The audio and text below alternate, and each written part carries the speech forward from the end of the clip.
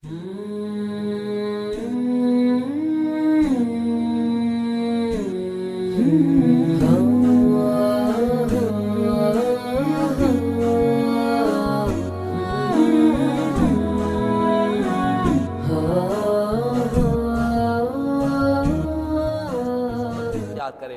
آج دنیا میں جو جرائم ہو رہے ہیں، جو حادثات ہو رہے ہیں، آئے دن ہم جو جرائم اور حادثات کو دیکھتے ہیں، اس کی اصل وجہ کیا ہوتی ہے؟ کوئی انسان شراب پی رہا ہے، کوئی انسان قتل کر رہا ہے، تو یہ شراب پینے والا شراب کیسے پینا شروع کیا؟ یہ قتل کرنے والا کسی کی جان کا دشمن کیسے بن گیا؟ کسی کی گردن کو کاٹنے والا کیسا بن گیا؟ اگر اس پر آپ غور کریں گے تو معلوم ہوگا کہ اصل میں یہ بری صحبتوں کا نتیجہ ہے، برے لوگوں کی صحبتوں کا نتیجہ ہے۔ ایک نوجوان ہوتا ہے، وہ ابتدا میں پیدا ہوتے ہی شراب خانے کو نہیں جاتا، پیدا ہوتے ہی وائن شاپ پر نہیں جاتا، بلکہ وہ ابتدا میں شرابیوں کی صحبت اختیار کرتا ہے۔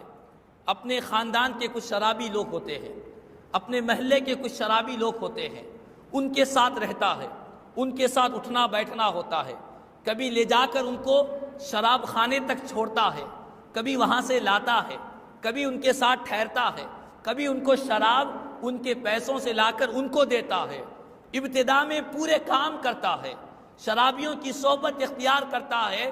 جیسے جیسے صحبت بڑھتی جاتی ہے، ویسے ویسے شراب سے محبت بھی اس کے دل میں پیدا ہوتی رہتی ہے۔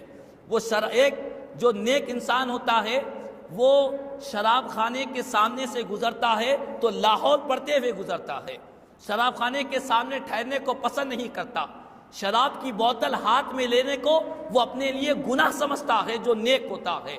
لیکن جو انسان شرابیوں کی صحبت میں رہتا ہے، اس کے دل میں شراب کے تعلق سے کام کرتا ہے، کاج کرتا ہے، شرابیوں کے ساتھ اٹھتا ہے، بیٹھتا ہے، ایک وقت آ جاتا ہے وہ خود بھی شراب پینے والا بن جاتا ہے۔ تو یہ بری صحبت کا نتیجہ ہے۔ شرابی کی صحبت میں رہیں گے تو شرابی بنیں گے۔ یہ جو قتل و غارت گیری کے واقعات ہو رہے ہیں، کیا کوئی انسان پیدا ہوتے ہی قتل کرنا کسی نے اس کو سکھایا؟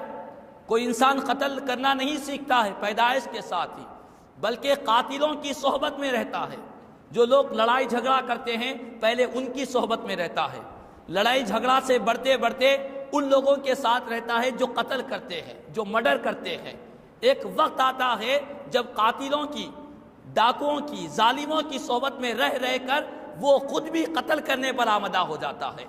چند دنوں کے بعد جو قاتلوں کی ساتھ رہتا تھا، آپ دیکھتے ہیں اخبار میں اس کا نام کسی نہ کسی انسان کو قتل کرنے والوں میں شمار کیا جاتا ہے۔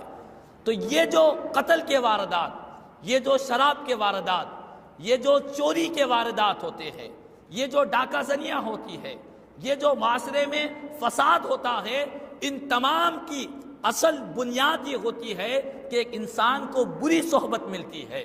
بری صحبتوں کی وجہ سے، بد صحبت کی وجہ سے وہ انسان گناہوں کی طرف مائل ہو جاتا ہے۔ تو معلوم یہ ہوا، پیارے آقا کریم صلی اللہ علیہ وسلم نے فرمایا کہ لوگوں، صحبتوں کو صحیح استعمال کرو، اچھی صحبت اختیار کرو، بروں کی صحبت سے بچو۔ ابتدا میں شیطان انسان کو ابتدا میں ایک دھوکہ دیتا ہے۔ نوجوان سوچتا ہے میں شرابیوں کے ساتھ تو ہوں لیکن شراب تو نہیں پیتا، میں قاتلوں کے ساتھ تو ہوں، میں قتل تو نہیں کرتا، میں چوروں کے ساتھ تو ہوں لیکن چوری تو میں نہیں کرتا۔ ابتدا میں انسان سوچتا ہے میرے دوستوں میں بے حیا لوگ ہیں، میرے دوستوں میں فلم اسٹاری کو جانے والے ہیں، فلم بینی کرنے والے ہیں، لیکن میں تو نہیں جاتا۔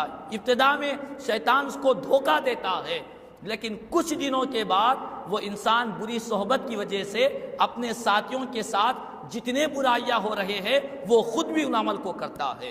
اسی لیے پیارے آقا کریم صلی اللہ علیہ وسلم نے فرمایا کہ لوگوں، نیک انسان کی مثال اور برے انسان کی صحبت کی مثال ایسی ہے جیسے عطر بیچنے والا۔ عطر بیچنے والے کے پاس رہو گے، یا تو وہ تم کو عطر دے گا، یا تو تم اس کے پاس سے عطر خریدو گے، یا تو جب تک تم اس کے پاس رہو گے خوشبو پاؤ گے۔ یہ نیک انسان کی صحبت کی مثال ہے۔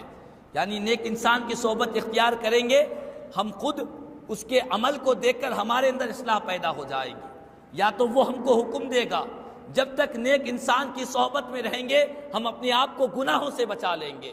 اور برے انسان کی صحبت کی مثال پیارے آقا فرماتے ہیں وہ لوہار بھٹی والے کی طرح ہے، بھٹی پھونکنے والے لوہار کی طرح ہے۔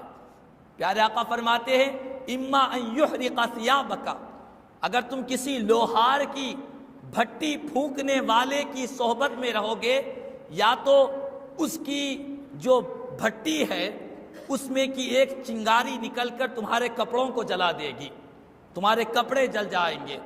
اگر کپڑے نہ بھی جلے، جب تک اس لوہار اور بھٹی کے والے کے پاس رہیں گے ایک بدبو تم کو سونگھنے کا موقع ملے گا، بدبو سونگھتے رہو گے۔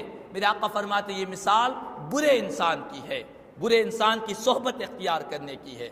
جو انسان برے انسان کی صحبت اختیار کرتا ہے وہ یا تو اس کے ساتھ برائی میں مبتلا ہو جاتا ہے، اگر برائی میں مبتلا نہ بھی ہو تو کم از کم ان لوگوں کے ساتھ رہنے سے برائی سے نفرت اس کے دل میں پیدا نہیں ہوتی، وہ برائی کو چاہنے والا بن جاتا ہے۔ اللہ اکبر۔ تو آج ضرورت اسی بات کی ہے، آج ہمارے نوجوانوں کو اس بات کو سمجھانے کی ضرورت ہے کہ ہم اچھے لوگوں کی ہمارے معاشرے میں دیکھیں۔